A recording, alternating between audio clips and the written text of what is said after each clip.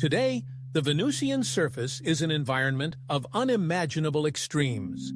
A pressure of 90 Earth atmospheres, temperatures nearing 470 degrees, 880 degrees, and clouds composed of concentrated sulfuric acid. No lander has lasted longer than a few hours under these conditions, and no known form of life could endure the conditions we find there today. But what truly unnerves scientists at Infinity Beyond is the realization that Venus's fate was not the result of any catastrophic external impact or celestial event. There was no asteroid that shattered its crust, no rogue star that stripped its atmosphere. The collapse happened slowly, inexorably, from within, driven by feedback loops in its own climate system. This recognition forces us to ask uncomfortable questions about Earth. Although our planet sits further from the Sun and benefits from a more favorable climate and atmospheric composition, we are not immune to the mechanisms that doomed Venus. Already, Earth's carbon dioxide levels have surpassed 420 parts per million, higher than at any point in the last 3 million years. Global temperatures are rising, glaciers are melting, and weather patterns are growing increasingly erratic. The fundamental physics are the same. The more greenhouse gases we pump into the atmosphere, the more infrared radiation becomes trapped, and the more our planet heats.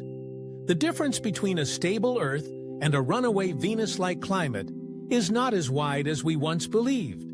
It is not an immediate threat, but it is a future that becomes more probable with inaction. At Infinity Beyond, we use Venus as a lens through which to view Earth's potential futures. Not because Earth will inevitably become like Venus, but because the parallels are scientifically valid. Venus reminds us that planetary habitability is not a guarantee. It's a tightrope walk, maintained by geology, atmosphere, oceans, and biology in a complex and delicate interplay. Understanding what went wrong on Venus might be the key to preventing it here. And perhaps, in studying that fiery world, we'll learn to better cherish and protect the fragile blue one we call home. Among the 4 rocky worlds in our solar system, Mercury, Venus, Earth, and Mars, only one has maintained the elusive balance necessary to support complex life. While Mercury was stripped and scorched, and Venus succumbed to a runaway greenhouse effect, Earth has remained uniquely stable for over 4 billion years. At Infinity Beyond, we often reflect on this improbable balance and what it tells us about the rarity, fragility, and wonder of our home planet. Earth's continued habitability is not a simple matter of location within the so-called Goldilocks zone. While distance from the Sun certainly plays a role in allowing for liquid water, the planet's long-term success hinges on a multitude of interconnected systems. These include its dynamic atmosphere, protective magnetic field, active plate tectonics, and, crucially, the presence of life itself. Each of these systems contributes to regulating temperature, recycling materials, and maintaining the delicate conditions that make our world not just livable, but thriving. Life plays a central role in maintaining this balance. Through the process of photosynthesis, plants and algae absorb carbon dioxide and release oxygen, reshaping the atmosphere over billions of years. The Earth's oceans act as vast carbon sinks, moderating climate by absorbing excess heat and CO2. Geological processes such as volcanism and weathering also help recycle nutrients and gases, further stabilizing atmospheric composition. But life is not just a passenger in Earth's story, it is a planetary force in its own right.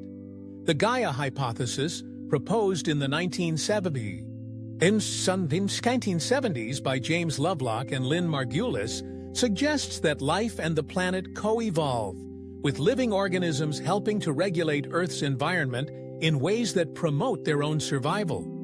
Whether or not Gaia is a literal mechanism, the evidence is clear. Without the presence of life, Earth's climate would be radically different, and perhaps much less stable. We know this because we have the contrast of Venus and Mars.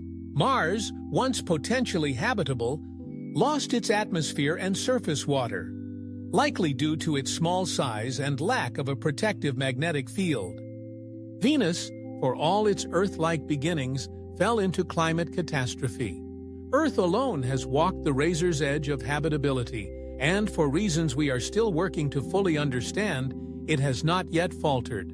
Yet this balance has been tested repeatedly. Earth has endured mass extinctions, asteroid impacts, supervolcanoes, and ice ages. And through it all, life has not only persisted, it has evolved into countless forms, adapting and surviving. From the simplest single-celled organisms to the complexity of human beings, life has become the most dominant and creative force on the planet. At Infinity Beyond, we see Earth not just as a planet, but as a dynamic biosphere, a self-regulating system where geology, climate, and biology interact in a continuous feedback loop. This understanding reshapes how we view other worlds. It forces us to ask, is life a fluke or a natural outcome given the right conditions? Can the fragile balance we see on Earth arise elsewhere? Or are we truly alone? These are not merely academic questions. As humanity begins to look outward, to Mars, to Europa, to distant exoplanets, we carry with us the lessons of our own planet. We have one proven example of a living world, and it is a world of remarkable resilience but undeniable vulnerability. In studying the fates of Mercury, Venus, and Mars, we come to appreciate that Earth's stability is not guaranteed. It is earned, maintained, and dependent on how we treat it moving forward. Venus shows us how a planet can burn. Mars shows us how a planet can freeze. Earth shows us what happens when everything goes just right, for now. As we leave the scorched landscapes of Venus and the delicate, life-sustaining balance of Earth, our attention turns to a world that seems both familiar and alien: Mars. Known for its rust-red hue and its prominent role in both science and science fiction, Mars is the fourth planet from the Sun, and the most Earth-like of all other worlds in our solar system. At Infinity Beyond, we see Mars not merely as a dusty desert, but as a time capsule, a planet that once may have looked remarkably like our own. Despite its current barren appearance, Mars offers countless clues that it was once a very different place. Satellite images and rover missions have revealed the unmistakable signs of ancient riverbeds, dried lake basins, and even delta formations. These features are not speculation. They are geological evidence of water's enduring presence on the surface of Mars billions of years ago. One of the first breakthroughs came from NASA's Viking orbiters in the late 1970s. They revealed vast channels that could only have been carved by flowing liquid.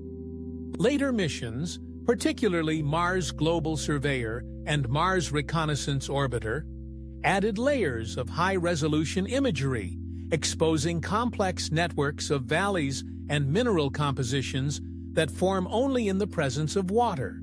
Then came the rovers. Spirit and Opportunity, twin explorers sent by NASA in 2004, drastically changed our understanding of Martian history. They found clear signs of past hydrothermal activity, water-altered rocks, and minerals like hematite and gypsum that could only form in wet conditions. Later, the Curiosity rover, still operating today, discovered evidence that Gale Crater once held a long-lasting freshwater lake. Organic molecules, the building blocks of life, were detected in the sediments. All of this data points to one astonishing conclusion. Mars was once warm and wet, with a climate potentially suitable for life.